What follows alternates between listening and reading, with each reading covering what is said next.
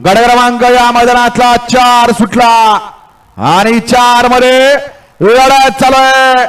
कोण होणार चौथा बैलगाडी मालक सेमीसाठी पात्र.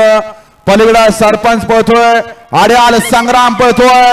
लढत चालू आहे पड्याल सरपंच आणि आड्याल इकडे संग्राम मध्ये. अतिशय सुंदर लढत झाली. गट क्रमांक 4 चा निकाल.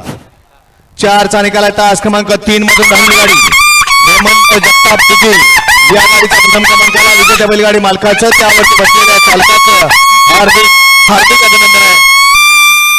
दुगेकर बैलांची नावं देऊन जा. वळवा 5 वळवा.